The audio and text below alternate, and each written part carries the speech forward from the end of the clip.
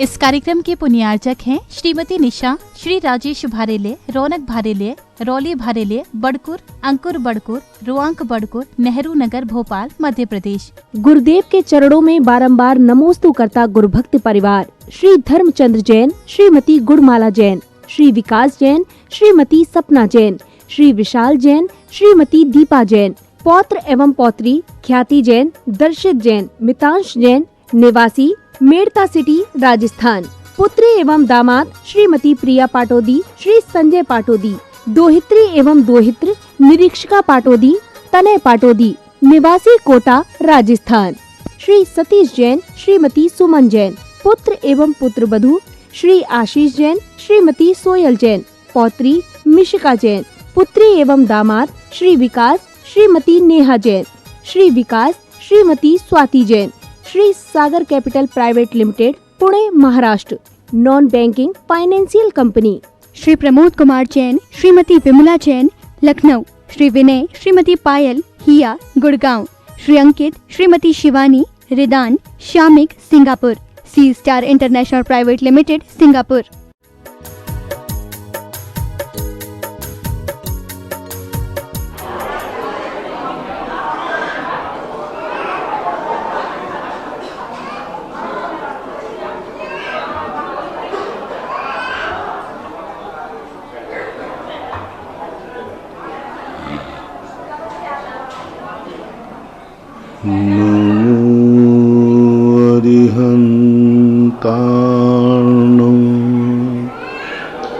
नमो सिद्धार्णं, नमो आयर्याणं,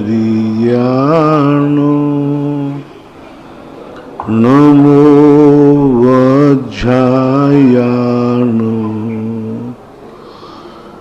नमो लोये शौवशाहूर्णम्।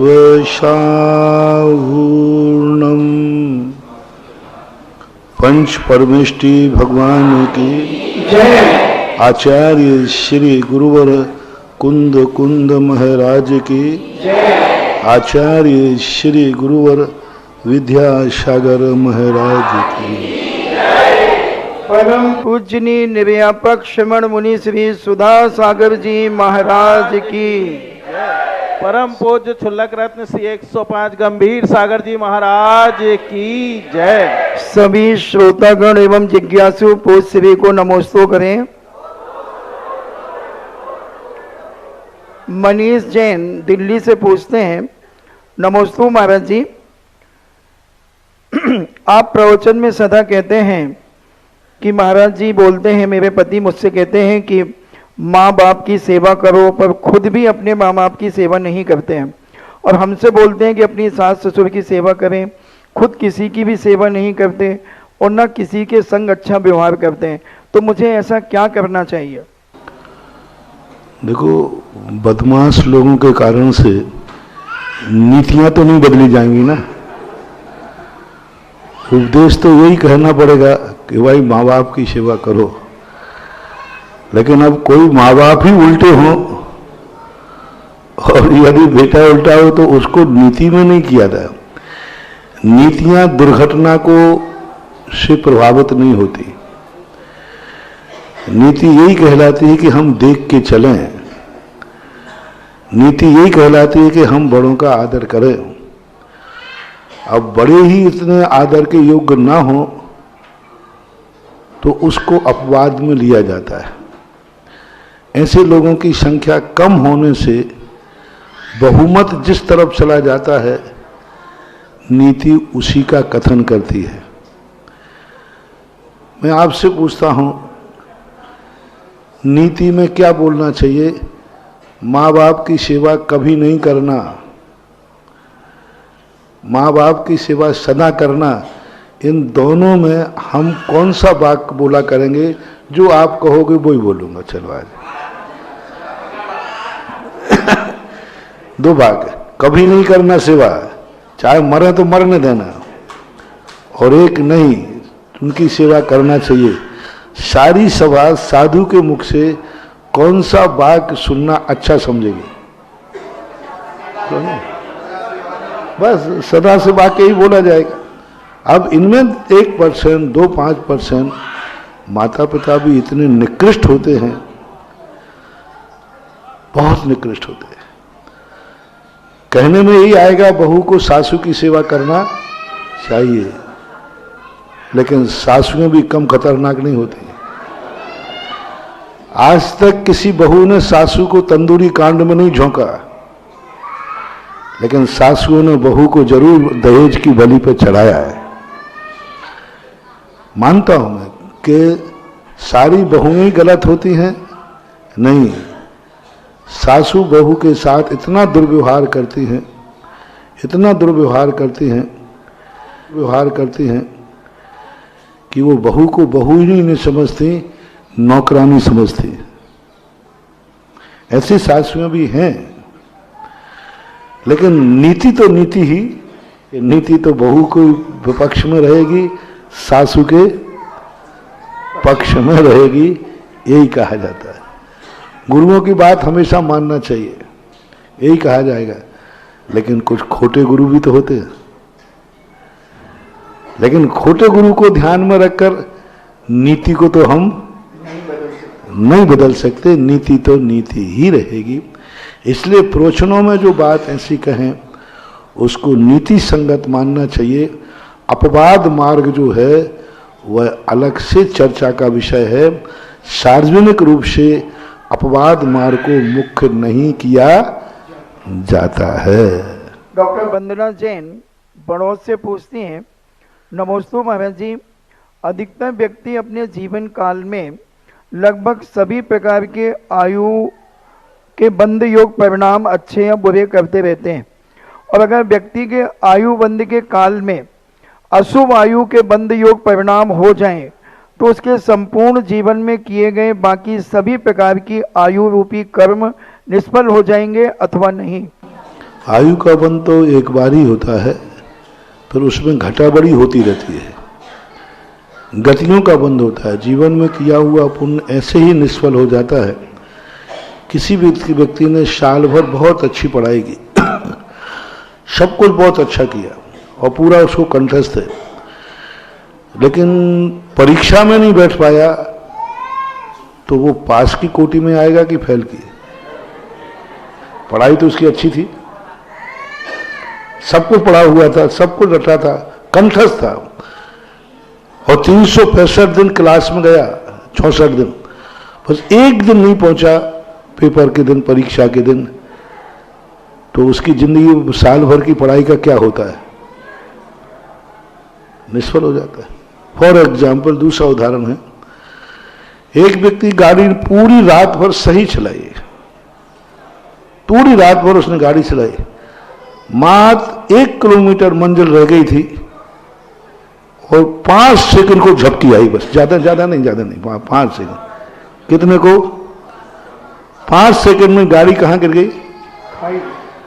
अब ड्राइवर की प्रशंसा, रात भर उसने ठीक चलाई, इसकी प्रशंसा करें या 5 मिनट में जो 5 सेकंड में जो कबाड़ा किया उसकी प्रशंसा करें? बोलो। अब वो कहे कि साहब 5 सेकंड में झपकी आ गई तो आप लोग सब आंखें दिखा रहे हो, और रात भर मैंने गाड़ी अच्छी चलाई, उसकी कोई प्रशंसा नहीं कर रहा है। उस स्थान पर आप होगे तो क्या करोगे? आपके ड्राइवर ने रात भर गाड़ी अच्छी चलाई, सुबह सुबह 1 किलोमीटर रह गया थी करवाई, और 5 सेकंड को उसको झपकी आ गई। अब बोलो, उसकी रात भर की चलाई हुई गाड़ी प्रशंसनीय है कि निंदनीय है? सब खत्म। क्योंकि जिसके लिए तूने रात भर गाड़ी चलाई वहां तक तो तूने पहुंचने ही नहीं दिया, तो रात भर की गाड़ी चलाने का, सावधानी गाड़ी चलाने का मतलब क्या रहा? कोई मतलब नहीं रहा। ऐसे पूरी जिंदगी भर तुमने पुण्य किया, जब आयु बंध का समय था उस समय तुम्हारे परिणाम बिगड़ गए, तो जिंदगी भर के जो परिणाम है वो आयु के लिए ही तो किए जाते हैं, और वो इनमें चूक गए तो ये बहुत बड़ी गलती हो जाती है। लोक व्यवहार में भी ऐसा देखा जाता है। तो जो 5 सेकंड वाले झपकी वाले का हाल है, जो परीक्षा में एक दिन नहीं बैठने वाले का हाल होता है, वही यहाँ होता है कि जिंदगी भर अच्छा किया, आयु बंद के समय चूक गया, सब खत्म हो जाता है। नूतन जैन दिल्ली से पूछती हैं, नमोस्तु महाराज जी, मिथ्या दृष्टि और सम्यक दृष्टि का लक्षण क्या है? हम कैसे पता करें कि मैं मिथ्या दृष्टि हूँ या सम्यक दृष्टि? गुरुदेव, सम्यक दृष्टि विषय भोगों को भोगते हुए भी आनंद नहीं मानता, उसे विषय भोग सामग्री से राग नहीं होता। सभी संसारी प्राणी जीना चाहते हैं, मरना कोई नहीं चाहता। तो क्या सम्यक दृष्टि की परिणति इससे अलग होती है क्या? कोई व्यक्ति मांसाहार नहीं खा रहा है तो इसका ये मत समझना कि वो शाकाहारी है। संसार के विषय भोगों से किसी को एलर्जी हो रही है तो ये मत समझना कि वो बैरागी है। बैरागता के कई कारण हो जाते हैं। अनुकूलता न मिलने पर भी यदि कोई व्यक्ति किसी को ज्यादा ठग लेना तो उसको बैराग हो जाता है। अरे संसार बेकार है, संसार धोखेबाज है, संसार में कोई किसी का नहीं है। अरे भाई, ऐसी बैराग की बातें क्यों बोल रहा है? लगता है किसी ने इसके साथ विश्वासघात किया है। तो विश्वासघात होने पर संसार को स्वभाव का ज्ञान होना कोई वीतरागी का लक्षण नहीं है। आपको वैराग्य किस लिए हुआ? आपने विषय कसाय क्यों छोड़ना चाहते हैं? उसका पर्पस होना चाहिए। मोक्ष के लिए, कर्मों की निर्जरा के लिए, ये मेरा स्वभाव नहीं है, इस उद्देश्य से जो छोड़ते हैं वे कहलाते हैं सम्यक दृष्टि। कितने मिथ्या दृष्टि हैं जो कोई पाप नहीं करते, एक जीव को भी नहीं मारते, झूठ कभी बोलते नहीं, पूरी जिंदगी भर मौन रहते हैं, चोरी में एक किसी का तिनका उठा के हाथ में नहीं लेते, बुरी नजर से कभी किसी को नहीं देखते, परिग्रह नाम का कोई एक धागा भी इनके पास नहीं है, समस्त पापों से मुक्त हैं, फिर भी मिथ्या दृष्टि है। पूज्यवर कुंदकुंद भगवान ने कहा, सद्येदि पत्येदि रोचेदि पुणो फासेदि धम्मम भोग निमित्तम नातु कम्मक्खय निमित्तम। इतना सब त्याग करता है, त्याग करने के बाद भी उसकी दृष्टि यदि अपने स्वभाव पर नहीं है तो भली मुनि क्यों न बन जाए, मुनि बनने के बाद भी वह मिथ्या दृष्टि हो सकता है। मिथ्या दृष्टि होता था। आचार्य महाराज पूज्यवर ने एक बहुत अच्छी पंक्ति लिखी थी, अष्टपाहुड़ का अनुवाद है। मासोपवास करना तन को सुखाना, मासोपवास करना तन को सुखाना, आताप नादि तपना वनवास जाना, सिद्धांत का मनन मौन सदा निभाना, ये व्यर्थ हैं श्रवण के बिन मोक्ष वाना शामवाना। यदि उसकी दृष्टि में मोक्ष नहीं है, आत्मा का स्वरूप नहीं है, तो ये त्याग वगैरह तो कोई मिथ्या दृष्टि जीव भी कर लेता है। इसलिए आप अपनी दृष्टि को पहचानिए कि आपका अभिप्राय क्या है। चलिए, आज की जिज्ञासा समाधान का ये बहुचर्चित कार्यक्रम कबरई जिला महोबा से सजीव प्रसारण इसका हो रहा है और इस कार्यक्रम को देखने वाले सभी श्रावक श्राविकाओं की ओर से और पूरे विश्व के 200 देशों में देखने वाले सभी श्रावकों की ओर से गुरुदेव के चरणों में त्रिवार नमोस्तु प्रेषित करता हूं और निवेदन करता हूं कि हे गुरुदेव, हमारी जिज्ञासाओं का समाधान कर हमारा सम्यक दर्शन पुष्ट करें। इसी मंगल भावना के साथ में प्रथम जिज्ञासा के लिए मैं आमंत्रित करता हूं श्री वीरेंद्र मेहता, खांदू कॉलोनी, बांसवाड़ा, और तैयार रहेंगे श्री रमेश जैन, खांदू कॉलोनी, बांसवाड़ा।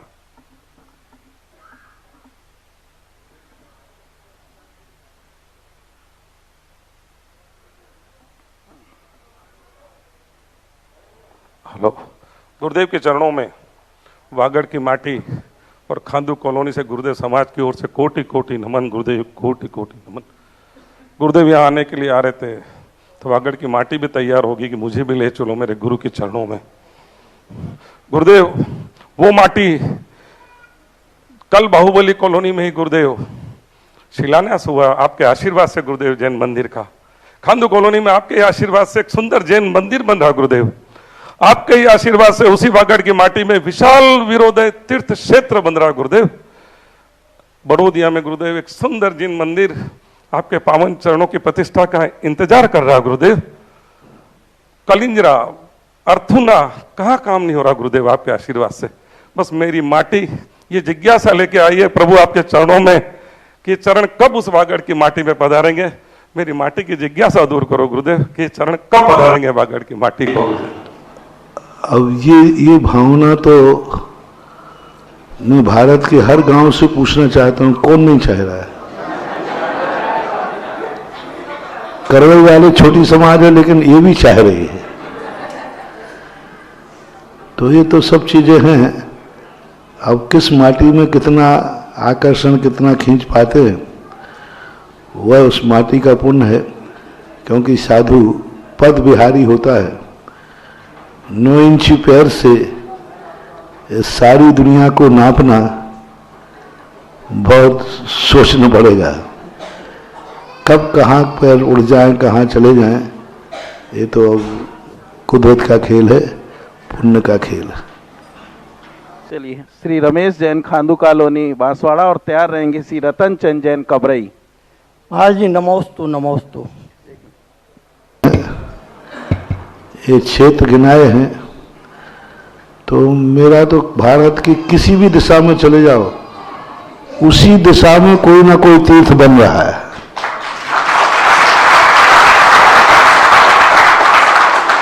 किसी जिले में चले जाओ वहां कोई ना कोई मंदिर बन रहा है। अब ये टीकमगढ़ का रोड देख लो, पूरा रोड यही सकरार से शुरू हो जाओ चारों तरफ कहीं ना कहीं कोई ना कोई कार्य तो चल ही रहे हैं। और ये इतना बड़ा जरूर विश्वास देता हूं कि जहां ये जो कार्य चल रहे हैं वे सब एक दिन पूर्ण होंगे, चाहे मैं पहुंचूं या न पहुंचूं। क्योंकि मेरे पास उधारी खाता नहीं रखता मैं, क्योंकि उधारी में डूबने की संभावना, इसलिए मैं शिलान्यास के समय ही इतनी एनर्जी उस शिलान्यास में स्थापित कर देता हूं कि काश दोबारा मैं ना भी आ पाऊं तो भी वहां किसी बात की कमी नहीं आना चाहिए। किसी कारण से वह कार्य अधूरा नहीं रहना चाहिए। थोड़ा देर लग सकती है, अभी तक तो कोई कार्य रुके नहीं, आगे तो अब रुकने की कोई संभावना। जो काम शुरू हुए हैं वो नियम से पूर्ण हुए हैं, इसलिए आप लोगों के आपको आम से मतलब है कि गुठली से। हम पहुंचे या नहीं पहुंचे तुम्हारा काम होगा, ये आशीर्वाद है, पक्का है। विश्व में केवल एक ऐसा ही साधु सुधा सागर है जिसको सब चाह रहे हैं कि सब मेरे दरवाजे आ जाएं।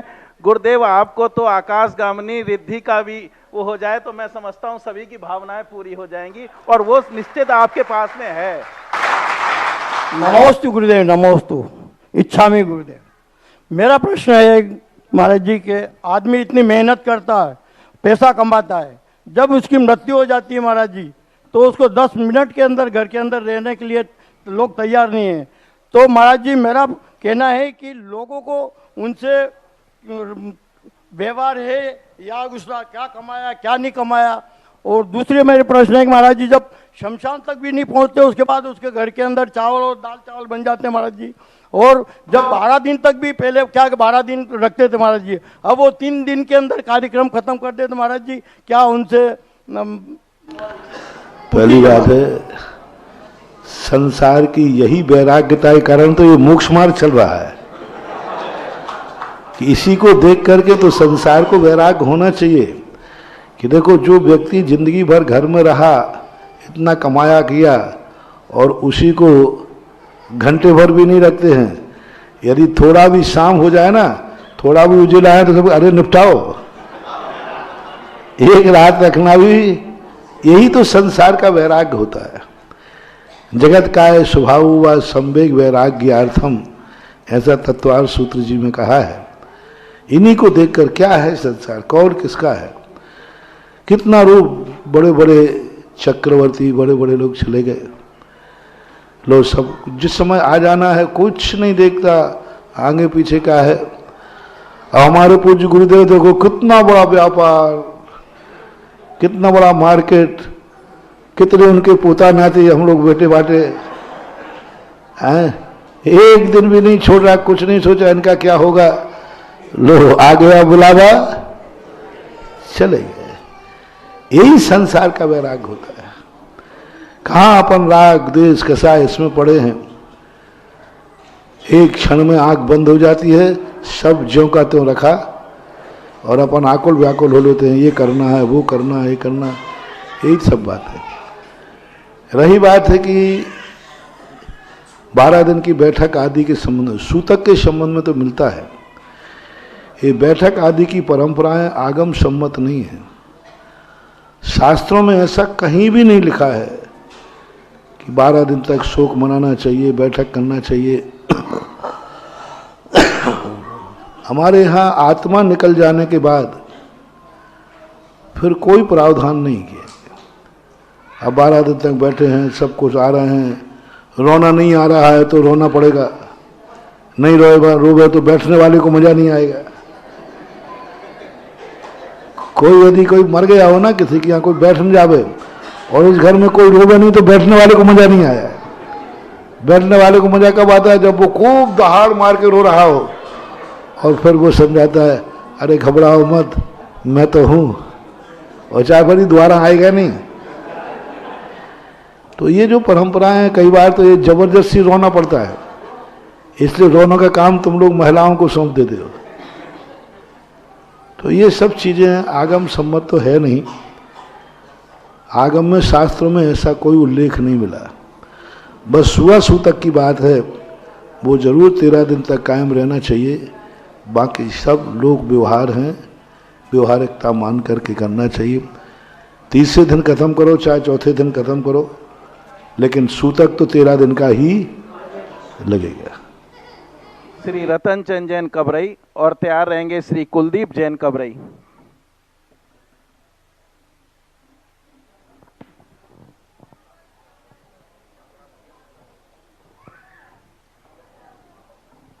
नमोस्तु गुरुवर, नमोस्तु गुरुवर।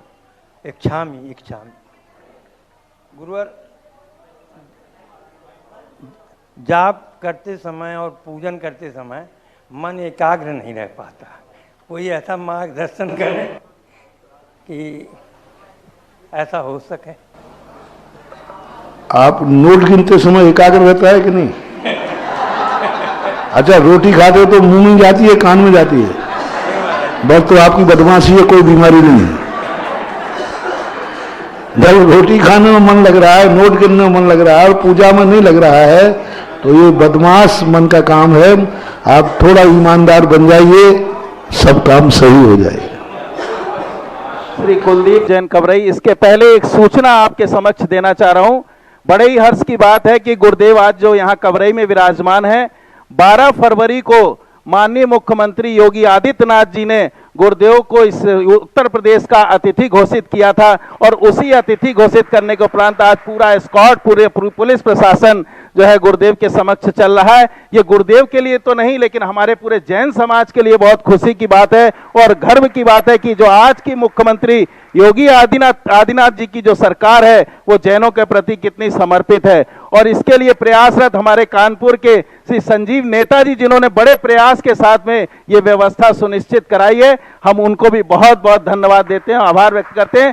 संजीव जी, आप थोड़ा सा खड़े हो जाएं।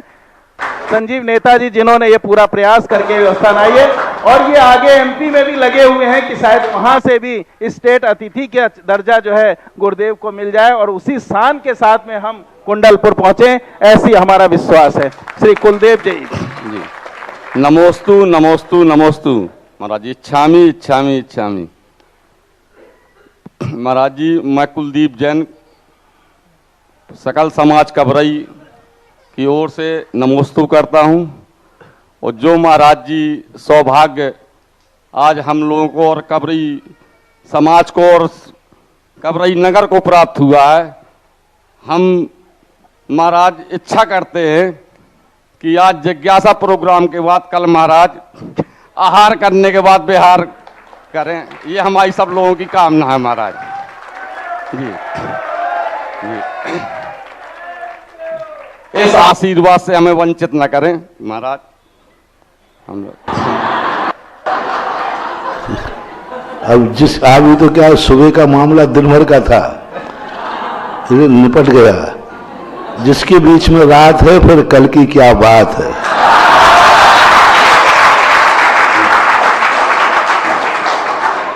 नमस्ते महाराज। श्री शिरोमणि जैन मंत्री अतिशय क्षेत्र करगोआ जी झांसी, श्री शिरोमणि जैन, और तैयार रहेंगे श्री स्वदेश जैन महामंत्री छतरपुर जैन समाज। परम पूज्य 108 निर्यापक मुनि पुंगव श्री सुधासागर महामुनि राज के चरणों में नमोस्तु नमोस्तु नमोस्तु। छुल्लक श्री 105 गंभीर सागर महाराज जी के चरणों में इच्छामी इच्छामी इच्छामी। महाराज जी, झांसी से आप आए हुए करीब 8-10 महीने हो गए और आपके आशीर्वाद से और आपके मंगल वहाँ 1 महीने के प्रवास से जो आपने आशीर्वाद दिया था, करगोआ जी अतिशय क्षेत्र का सतत विकास चल रहा है। लेकिन उसमें भी कुछ लोग बाधा उत्पन्न करते हैं, जैसे दान को ना देने के लिए प्रेरित करते हैं। वहाँ विराजमान साधु भी बीच में पड़ जाते हैं। तो मैं चाहता हूं कि ऐसे लोगों को जो मंदिर में विकास कार्य को रोकते हों, मंदिर के दान कार्य को रोकते हों, मंदिर में जो होने वाली गतिविधियों को रोकते हों, मंदिर में होने वाले प्रोग्राम का विरोध करते हों, ऐसे लोगों का क्या दोष लगता है, या इन्हें पुण्य मिलता है या इन्हें पाप मिलता है? मेरी जिज्ञासा का समाधान करें। पहली बात है, झांसी के संबंध में बहुत पुरानी एक लोकोक्ति है, झांसी गले की फांसी,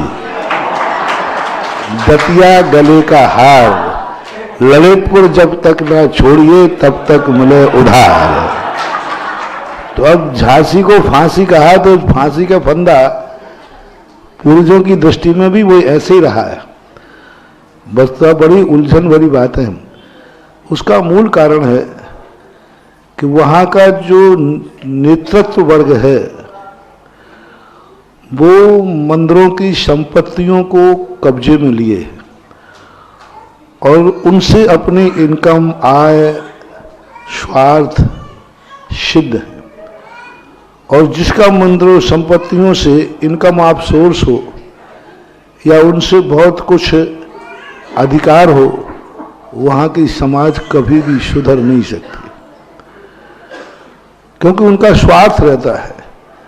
यदि वो समझौता करते हैं तो उनको बहुत कुछ खोना पड़ेगा, बहुत कुछ देना पड़ेगा। इसलिए जनता जिस दिन, झांसी की जनता सब बड़े नेताओं को छोड़ करके जनरल नेताओं पे आ जाए, उसी दिन झांसी का उद्धार हो जाएगा। क्योंकि बड़े लोगों में तो सबके स्वार्थ हटके, किसी के जमीन के, किसी के मकान के, किसी संस्थाओं के, वे कभी समाज को एक होने ही नहीं देंगे। क्योंकि समाज एक हो जाएगी तो फिर उनकी नीतियां, अंग्रेजों की नीति थी फूट करो और फूट डालो और हुकूमत करो, राज्य करो। तो ये स्थितियां झांसी की हैं। झांसी पे जिसको राज्य करना है पहले वहां फूट डालना पड़ेगी। तो अब जिन महाराजों को या जिन पंडितों को, जिन लोगों को झांसी पे राज्य करना हो भी फूट डालें। मैं खुद अपने आप का राजा हूं, मुझे कहीं राज्य करना ही नहीं, क्योंकि वहां की स्थिति बन जाती है। फूट डाले बिना राज्य करना बहुत कठिन होता है। इसलिए ये नीतियां जब कर्म का बंद हो जाता है, आज वो धर्म के कार्य में अंतराय डाल रहे हैं, कल ऐसी स्थिति इनकी बन जाती है कि लोगों को दया आती है कि कोई इस भिखारी को भीख भी नहीं दे रहा है। कई बार आप लोग कहते हैं महाराज जी क्या इसका आपको कोई उसको रोटी भी नहीं दे रहा है, कोई इतना परेशान है, कोई इसकी सहायता नहीं कर रहा है। कुछ नहीं महानुभाव, यदि अवध ज्ञान हो जाए तो स्पष्ट दिख जाएगा ये वही लोग नेता हैं जिन्होंने अपने स्वार्थ के लिए धर्म कार्यों में विघ्न डाला था। निधत्त निकाचित कर्मों का बंध होता है। अपने निजी स्वार्थों के कारण से लोग धर्म कार्यों में विघ्न डालते हैं, उनको ऐसे कर्म का बंध होता है कि कोई उनके हाथ पे सोने की मोहर रख दे तो वो अंगारा बन जाती है। शास्त्रों में ऐसे बहुत सारे कथाएं हैं। मैं तो हमेशा कहता हूं धर्म कार्य में आपसे होवे तो करो, नहीं कर सकते हो तो तुरंत पीछे हट जाना चाहिए और करने वाले को आगे मौका देना चाहिए। कमेटियों के पद लेकर के और मंदिर का नुकसान करना, इससे बहुत अशुभ निधत्त निकाचित कर्मों का बंध होता है। पद पे बैठते हो तो पद की गरिमा होना चाहिए, कार्य करना चाहिए। हमारे कारण से यदि कोई काम रुकता है तो समझदार व्यक्ति को तुरंत पीछे हट जाना चाहिए। यही सम्यक ज्ञानी का लक्षण है। और अहंकारी व्यक्ति जो होता है वो अभी नहीं चेतेंगे, उनको कर्म चिताएगा। जो धर्म और धर्मात्माओं की नीतियों से नहीं चेत पाते हैं फिर उन्हें कर्म ही चिताता है, और कर्म पर फिर कोई दया नहीं करता। कर्म जब उदय में आता है ना तो आंसू पहुंचने को रूमाल भी नहीं देता, वो ऐसा आता। श्री स्वदेश जैन महामंत्री छतरपुर जैन समाज, और तैयार रहेंगी श्रीमती अनीता जैन बांदा।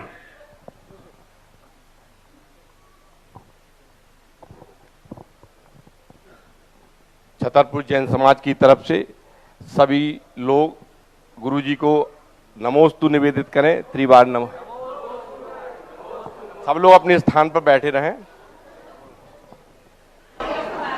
गुरुजी आचार्य श्री करीब 44 साल बाद छतरपुर की धरती पर पुनः निकले। 44 साल में जैन समाज का जो पुनर्जन हुआ वो 18 में फलीभूत हुआ, और तब से लेके आज तक पूरी जैन समाज और क्षेत्रीय समाज में जो उत्साह का माहौल रहा और जो भी उनके प्रयास थे वो प्रयास निरंतर आगे तेजी गति से बढ़ते रहें। इसीलिए छतरपुर जैन समाज आपसे एक अल्प काल का प्रवास चाहती है और आपके चरण छतरपुर में पड़े जिसमें विकास कार्यों में गति हो। और छतरपुर जैन समाज संगठित होकर उस कार्य को एक साथ कैसे आगे बढ़ा। चलें, जिज्ञासा से चल रहा है, जिज्ञासा करें, प्रार्थना नहीं। ये जिज्ञासा समाधान कार्यक्रम है। महाराज जी, हमारा ऐसा मानना है कि समाज में चुनाव नहीं होना चाहिए। समाज में एक संरक्षण शेष श्रावकों का संरक्षण बोर्ड होना चाहिए। वो चुनाव में पदाधिकारियों का चयन करे जिससे समाज में वैमनस्य और कसाई की भावना पैदा ना हो और समाज के सारे काम चलें। देखो, चुनाव को एकदम हम गलत भी नहीं कह सकते। हाँ, चुनाव का जो पैटर्न है वो जरूर गंदा हो गया। किसी व्यक्ति गंदा कार्य कर देने से मार्ग को गंदा नहीं करना चाहिए। व्यक्तियों ने चुनाव को गंदा बना दिया है। चुनाव का अर्थ होता था योग्यता का निर्धारण। आज जो चुनाव होते हैं बैर भाव में हो जाते हैं। विपक्ष को बात चुनाव तक ही विपक्ष है, उसके बाद तो वो देश का नागरिक है और तुम देश के मंत्री हो। मानो देश का प्रधानमंत्री है। चुनाव में यदि वो पक्ष विपक्ष दोनों लड़े हैं, लेकिन जब वो जीत करके प्रधानमंत्री या राष्ट्रपति बनेगा तो एक पार्टी का होगा कि पूरे देश का होगा? तो विपक्ष भी तो उसी देश का नागरिक है तो उसको सब भूल करके नागरिक का व्यवहार करना चाहिए। ये नहीं बनने के कारण कसाय भाव हो जाता है, जो जीत जाता है फिर जो हार गया ना पक्ष में, उसको जैसे बने तैसे डिफीट कराने का, उसके छापा पड़वाएगा, उसको परेशान कराएगा, उसको ये करेगा। ये दुर्नीतियां कहलाती हैं, गंदगी कहलाती है। बाकी चुनाव एक प्रजातंत्रीकरण के कारण से चुनाव होता है, अच्छे भावों से चुनाव को बुरा नहीं कह सकते, क्योंकि एक व्यक्ति की हुकूमत चलती रहेगी तो गलत हो जाएगा और सबकी सहमति एक पर बन जाती है, ऐसा होना कठिन होता है। कई बार मुंह देखी सामने विरोध नहीं कर पाते, अंदर से चाह रहे हैं कि इसको नहीं चुनना चाहिए, लेकिन विरोध नहीं कर पाते। तो मेरा तो चुनाव करने का पैटर्न है, समाज में जितने लोग हैं सबको खड़े रहना चाहिए और सभी को वोट देना चाहिए। जिसका नाम ज्यादा बार आ जाए उसी को बना देना चाहिए, जिससे पता ही नहीं चले कि कौन खड़ा हुआ था और कौन नहीं खड़ा हुआ था। समाज को पर्ची दे दो कि भाई सब लोग अध्यक्ष का एक नाम लिखो, अब वो स्वयं का भी लिख सकता है, किसी लिखे सब एक डिब्बे में डाल दो और फिर उठा के गिनती कर दो, जिसकी ज्यादा आई है उसको घोषित कर दो, जिसकी कम आई है उसकी चर्चा भी मत करो, तो प्रजातंत्र भी हो जाएगा और चुनाव में किसी प्रकार की परेशानी नहीं होगी। मेरे पास आते तो मैं तो यही करता हूं, वही एक एक करके अपनी वोट डाल दो और किसी को पता नहीं चले कौन कौन खड़ा है। तो ऐसा करना चाहिए, विधि सस्ती निकालो राग दूसरे, लेकिन चुनाव की पद्धतियां जो हैं प्रजातंत्र की अपेक्षा कई मायने में बहुत अच्छी है। श्रीमती अनीता जैन बांदा और तैयार रहेंगी श्रीमती रुचि जैन कानपुर। महाराज जी, मेरी तरफ से और मेरी बांदा समाज के पूरे लोगों की तरफ से आपको नमोस्तु नमोस्तु नमोस्तु। चुल्लक महाराज जी को इच्छामी इच्छामी इच्छामी। महाराज जी, मेरी जिज्ञासा है कि शंका और जिज्ञासा में क्या अंतर है? आज सामान्य रूप से तो एक ही बात है, बल्कि सूक्ष्म दृष्टि से शंका का अर्थ है संदेह होना और जिज्ञासा का अर्थ है समझने का उत्साह होना, समझने की भावना। ये शाब्दिक अर्थ है, बाकी सामान्य रूप से तो एक साथ रहता है। देखो, राजतंत्र और प्रजातंत्र में इतना अंतर आता है कभी कभी। पहले राजतंत्र था, ग्वालियर के चारों तरफ किलों में मूर्ति बना दी, और राजतंत्र का ही दुष्परिणाम है कि उसमें एक में मूर्ति साबित नहीं बच पाई। राजा आ गया तो बन गया, दूसरा राजा आया तो। प्रजातंत्र में कम से कम एक फायदा है कि आज तुम्हारे मुनिराज, तुम्हारे मंदिर सब सुरक्षित हैं, और यहां तक कि प्रजातंत्र में राजा भी राजकीय अतिथि घोषित करके तुम्हें संरक्षण दे रहा है। राजा यदि विधर्मी हो जाए तो सबको विधर्म कर देगा, राजा यदि विपरीत हो जाए तो सबका नाश कर देगा। इसलिए प्रजातंत्रीकरण का जो रूप है ये थोड़ा अच्छा ही होना चाहिए। श्रीमती रुचि हो गया आपका। श्रीमती रुचि जैन कानपुर और तैयार रहेंगी श्रीमती अलका जैन कानपुर।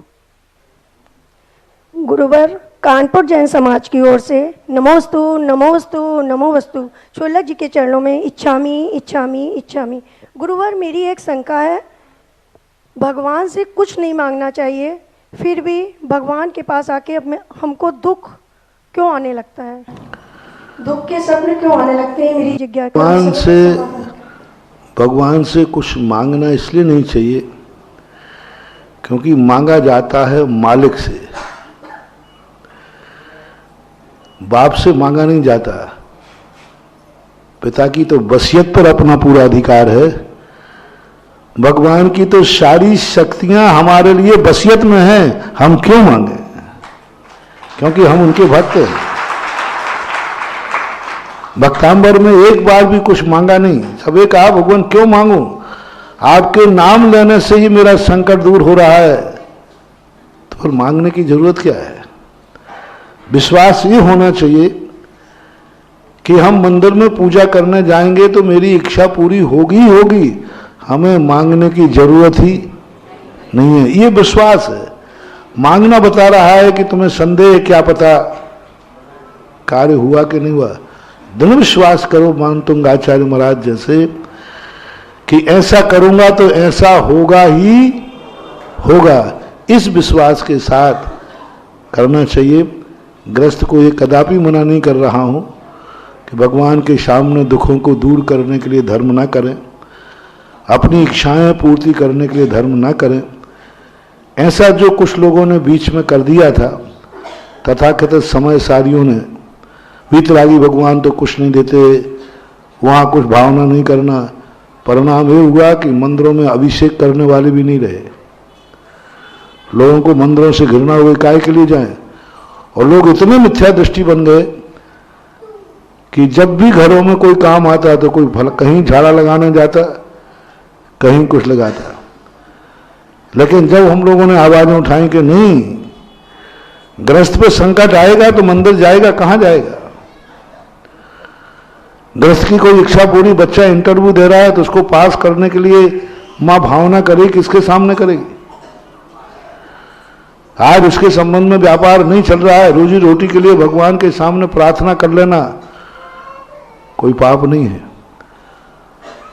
ऐसा कोई भी आगम्य क्रिया नहीं है जयेंद्र जिसमें सांसारिक सुख के और सांसारिक संकट को दूर करने के लिए मना किया गया हो। आज मुझे गर्व है, जब से ये आवाज तुम्हारी जैन समाज में उठाई, पहले जैनी के कुछ भी संकट आता था एक ही, कहीं झाड़ा लगाने जाओ, कहीं अगरबत्ती लगाने जाओ। और आज मुझे गर्व है कि जब से इस भावना को शांति धारा की बताई, किसी के ऊपर कोई भी संकट आता है एक ही चर्चा आती है, चलो मंदिर जी में शांति धारा करते हैं। और उसके रिजल्ट आ रहे हैं, अच्छे आ रहे हैं। बस अनैतिक मत मांगो, गलत मत मांगो, दूसरे के विनाश की भावना मत करो, अपनी आवश्यकताओं की भावना करना ग्रस्त के लिए कोई बाधा नहीं है। इससे सम्यक दर्शन समाप्त नहीं होता है। श्रीमती अलका जैन कानपुर और तैयार रहेंगे श्री सुधीर जी जैन बजाज, पंचायती मंदिर टीकमगढ़, अपनी टीम के साथ उपस्थित हों। नमोस्तु महाराज जी, नमोस्तु महाराज जी। इच्छा में छुलक जी, इच्छा में छुलक। बादर जीव किसे कहते हैं? जो स्वयं बाधित होता है और दूसरे को बाधा पहुंचाता है। कहीं जाएगा तो टकरा जाएगा या कोई उससे टकरा सकता है, उनको बादर बोलते हैं। श्री सुधीर जी जैन बजाज, पंचायती मंदिर टीकमगढ़।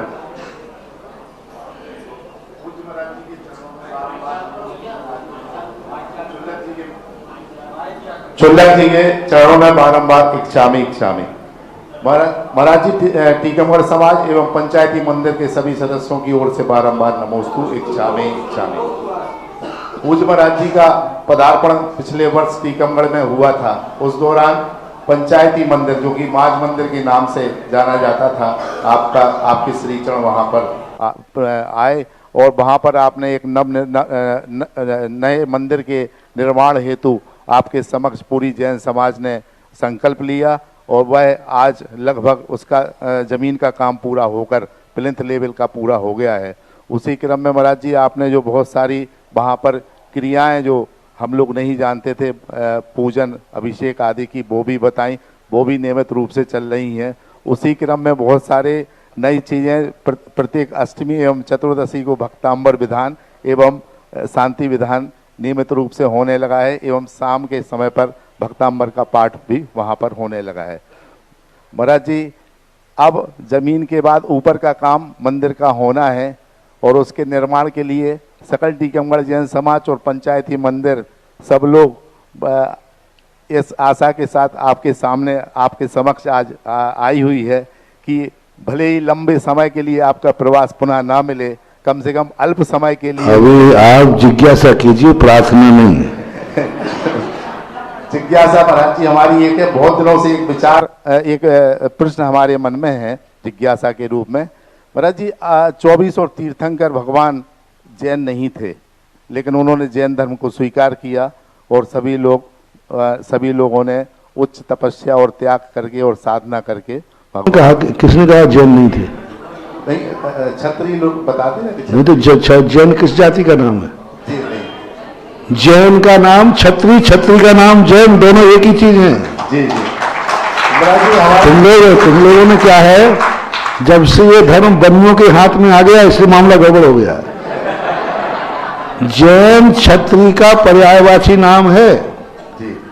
जैन वस्तुतः ओरिजिनल छत्री ही हैं, छत्री ही थे और जैन धर्म सदा से क्षत्रियों का रहा है।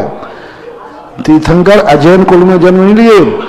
जी तीर्थंकर की 100 पीढ़ी भी निकालोगे तो 100 पीढ़ियां भी तीर्थंकर के कुल में जैन ही थे। नेमिनाथ यादव थे तो क्या वो यादव अजैन हो गए? आज के यादव अजैन हैं, पहले तो यादव जैन ही होते थे। यदु राजा हुआ कट्टर जैन था, यदु राजा से यादव चला है, कट्टर जैन था। रघुवंश सूर्य से चला है। चक्रवर्ती का प्रथम बेटा अर्ककीर्ति तो पेवर जैन था। तो जैन धर्म से कोई सूर्य वंश से अर्ककीर्ति कहते हैं। तो ये सारे लोग जैनी थे और जैन धर्म क्षत्रिय धर्म था। और हाँ, जैनियों ने अजैन धर्म अपना लिया और जैन धर्म बनाने में अल्पसंख्यक रह गए। इसलिए आज स्थिति धर्म का जो सरकार ने जातिकरण कर दिया है वह आज अभिशाप बन गया। एक जातिकरण हो गया, हर धर्म की एक जाति है। ईसा को मानने वाला ईसाई, अब जैन को, जिनेन को मानने वाला जैन। बाकी जैन धर्म, जो जैन धर्म मानता है वो सब क्षत्रिय कहलाते हैं और क्षत्रिय की ही दीक्षा होती है, क्षत्रिय ही नहीं होता है। हम लोगों की दीक्षा के समय पहले क्षत्रिय बनाया जाता है तब दीक्षा लेती है, इसलिए हम आज भी ठाकुर हैं। क्षत्रिय है, क्षत्रिय पक्का क्षत्रिय है। ऐसा नितिन टड़ैया छतरपुर। महाराज जी इसी संदर्भ में हमारी जिज्ञासा थी कि बहुत सारे आज के जो परिवेश चल रहा है कि बहुत सारे अंतरजातीय विवाह हो रहे हैं, दूसरी जाति की लड़कियां विवाह करके आती हैं। वो नहीं, वो सब वो लैला मजनू का धर्म नहीं है। लैला मजनू के कारण से धर्म परिवर्तन मत कराओ। आत्मा का सच्चा धर्म मान करके परिवर्तन करे तो शादी से कोई संबंध नहीं है। एक ऐसी बच्ची आई तो मैंने कहा ना कई बार, वो कहते महाराज जी मुझे जैन धर्म बहुत अच्छा लगता है इसलिए मैं जैन में शादी कर रही हूं। तो मैंने कहा जैन धर्म सच्चा धर्म? बोले सच्चा धर्म। अच्छा धर्म? बोले अच्छा धर्म। मैंने कहा यदि ये शादी नहीं हुई फिर जैन धर्म मानोगे? बोले काय को मानेंगे? तो ये सिद्ध है कि तुम लैला मजनू बनने के लिए, यारी निकालने के लिए, तो अपनी वासना की पूर्ति करने के लिए जैन बन जाओ, अजैन बन जाओ। ये नहीं, जैन बनना है तो शादी हो गए या नहीं हो गए, हम जैन धर्म को स्वीकार करते हैं तब माना जाएगा कि वो जैन धर्म को समझा है। शादी के कारण जैन क्यों बनाया जा रहा है? तो फिर दूसरा वो लोग कहते थे कि साहब तुम वो भी जैन आज अपने धर्म बनाते, वो डंडे के बल को बना देते कि तुम ये धर्म स्वीकार करो नहीं तो मार डालेंगे। तुम विवाह के कारण जैन बनाओ, विवाह के कारण नहीं। जैन धर्म वो है बिना कारण के जो जैन धर्म को अपनाता है वह जैनी कहलाए। ऐसे जैनी को मैं वेलकम करता हूं, मैं मार्ग बताऊंगा। लेकिन शादी हो जाए तो जैन धर्म और नहीं हो जाए तो काय का धर्म? तो ये धर्म नहीं है, ये सब अंतरजाति फंतरजाति, ये सब अपने पाप को छुपाने का, अपने दोषों को छुपाने के ये आगम की आड़ ले लेते हैं।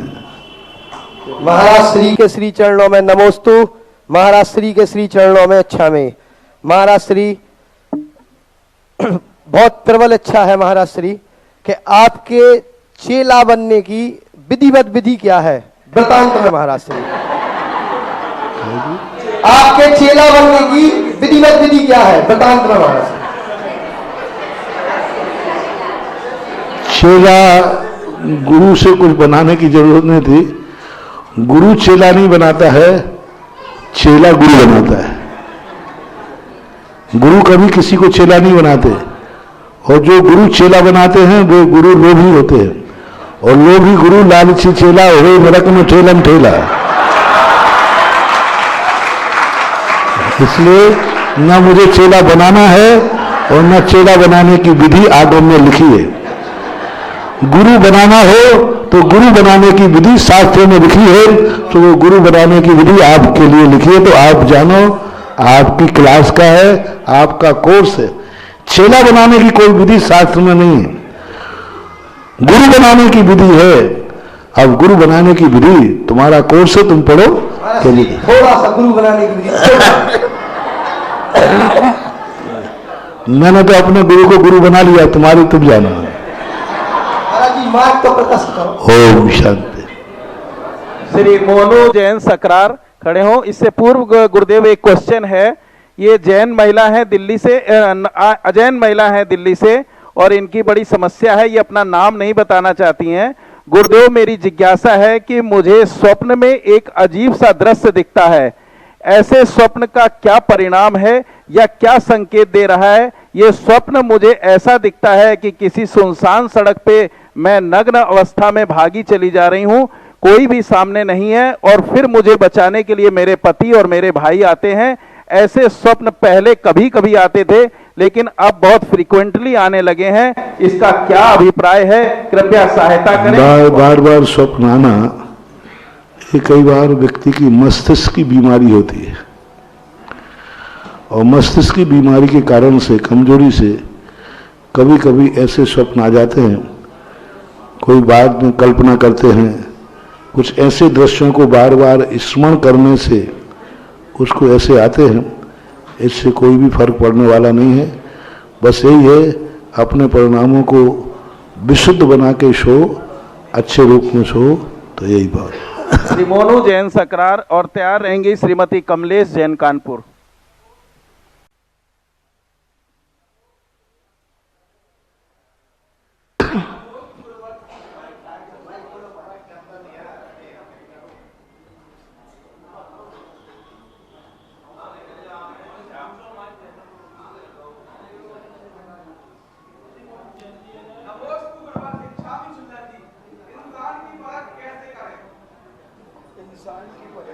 हेलो, नमोस्तु गुरुवर, नमो इच्छामि चिल्लति। इंसान की परख कैसे करें? इंसान की परख पहले इंसान बन के करें। पहले अपने आप का निर्णय करो कि तुम स्वयं इंसान हो कि नहीं, और जैसे तुम्हें मालूम चल जाए कि मैं इंसान हूं, तो उसे हर व्यक्ति इंसान ही दिखेगा, परखने की जरूरत ही नहीं रहेगी। श्रीमती कमलेश जैन कानपुर, और तैयार रहेंगे श्री प्रदीप जैन एवं श्री मुकेश जैन छतरपुर, स्वर्णोदय तीर्थ खजुराहो से।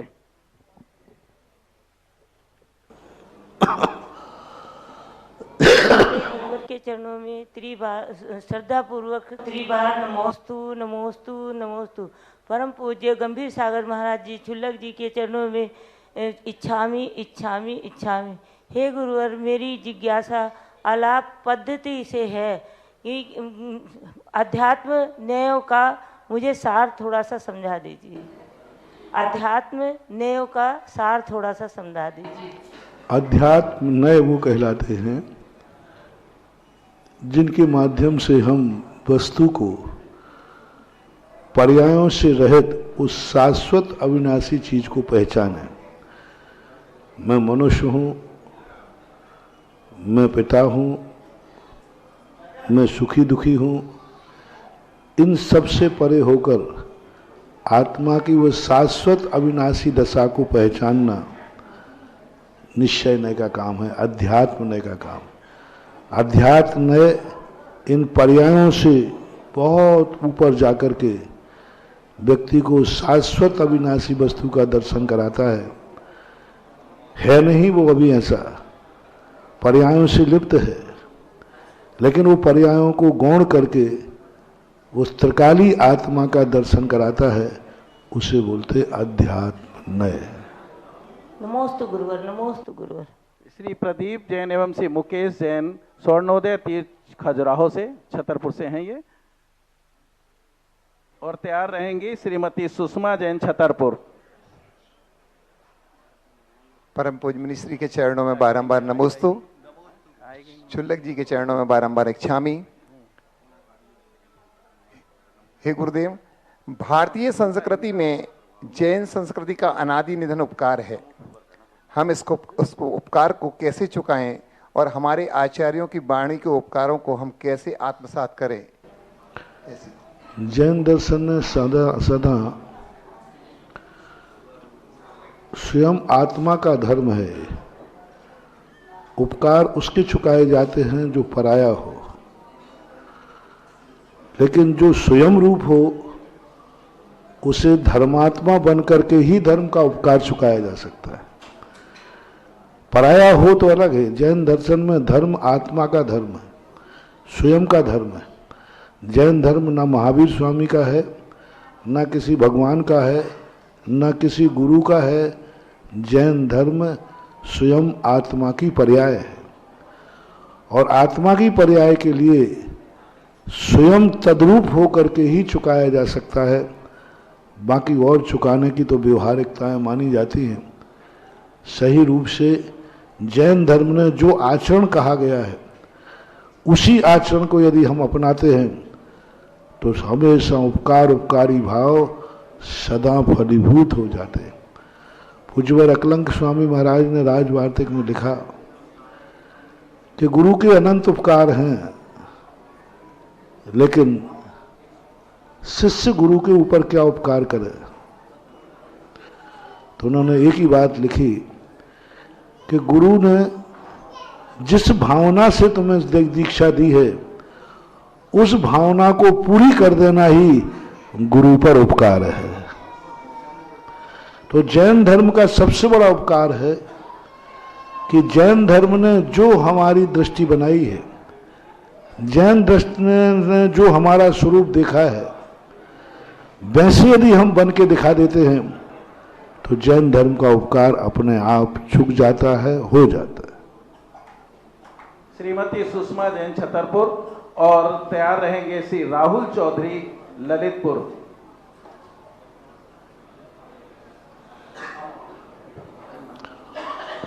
जी के चरणों में त्रिवार नमोस्तु नमोस्तु नमोस्तु। क्षुल्लक जी के हमें इच्छामी इच्छामी इच्छा। मुनि श्री जैसे बच्चा होता है, जन्म होता है उसका, तो उसको 45 दिन में मंदिर ले जाते, लेकिन गंधोदक कितने दिन में लगा सकते उसको? गंधोदक लगाने का मूल तो ठीक है, 45 दिन के बाद लगाना चाहिए, लेकिन मंगल के लिए, शगुन के लिए या बीमारी आदि होने पर गंधोदक यदि कोई दूसरा देता है तो कभी भी लगा सकते हैं। तुरंत उसी दिन के बच्चे को भी गंधोदक लगा सकते हैं। बल्कि ऐसा भी उल्लेख आता है, मैं सदा कहता हूँ कि पिता जब अपनी संतान का मुख देखने जाए तो वह गंधोदक लेकर के अपने हाथ में माथे से लगाकर उसका मुख देखता है तो वह बालक सदा संस्कारवान होता है। अब गंधोदक बना नहीं सकते। गंधोदक बनाने के दो तरीके हैं। पहला है कि मान लीजिए कोई संतान की उत्पत्ति का आजकल समय पता चल जाता है तो प्रातःकाल स्वयं गंधोदक बनाकर उसको रख ले, 24 घंटे तक गंधोदक काम आता है। अथवा किसी दूसरे आत्मीजन जिनको सूतक आदि नहीं लगा है उनके द्वारा गंधोदक बना करके तुरंत के सद्याजात बालक को दिया जाता है तो कोई बाधा नहीं है। मंगल के लिए, शुभ के लिए दिया जा सकता है बालक। श्री राहुल चौधरी ललितपुर से ये अंतिम जिज्ञासा है, समय नहीं है, काफी नाम बच गए हैं, मैं उनसे क्षमा चाहूंगा। महाराज जी, एक इच्छामी महाराज जी, इच्छामी महाराज श्री, सच्चे भक्त का अपने गुरु के प्रति क्या समर्पण होना चाहिए?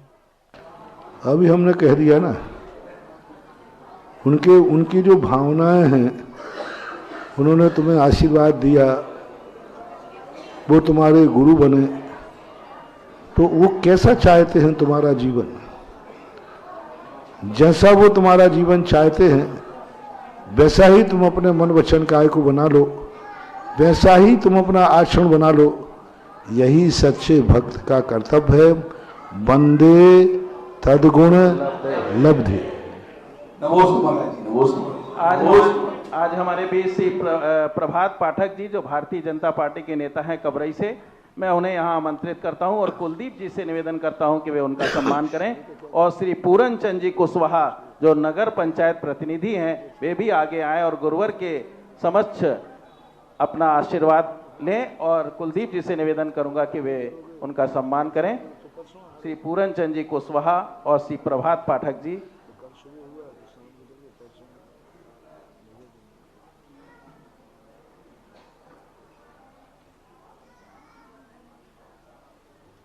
आज की आरती के लिए भी मैं कुशवाहा जी से और प्रदीप पाठक जी से निवेदन करूंगा कि आज की आरती का सौभाग्य उन्हें मिला है।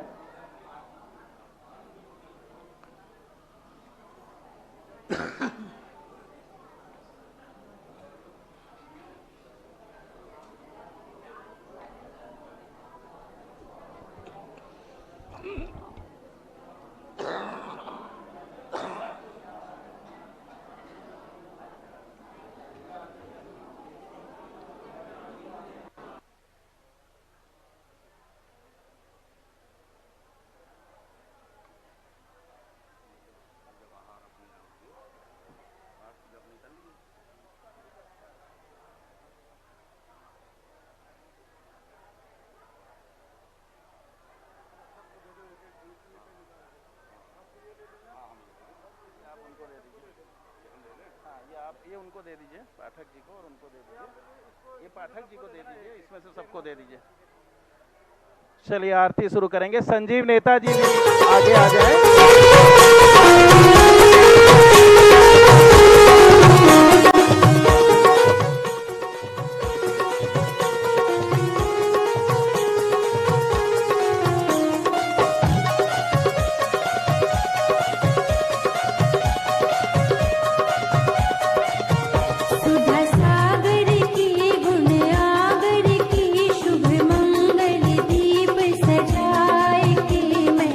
आज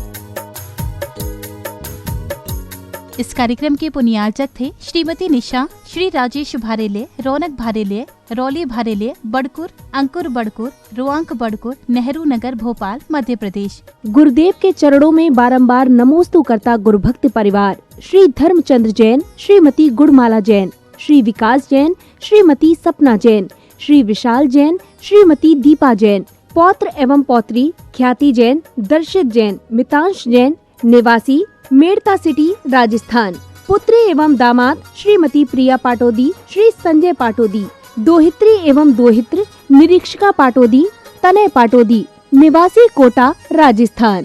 श्री सतीश जैन, श्रीमती सुमन जैन। पुत्र एवं पुत्र वधू श्री आशीष जैन, श्रीमती सोयल जैन, पौत्री Mishika Jain.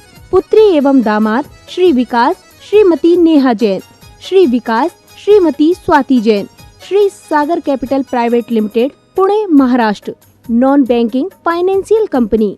Shri Pramod Kumar Jain, Shrimati Vimla Jain, Lucknow. Shri Vinay, Shrimati Payal, Hiya, Gurgaon. Shri Ankit, Shrimati Shivani, Ridan, Shamik, Singapore. Sea star international private limited.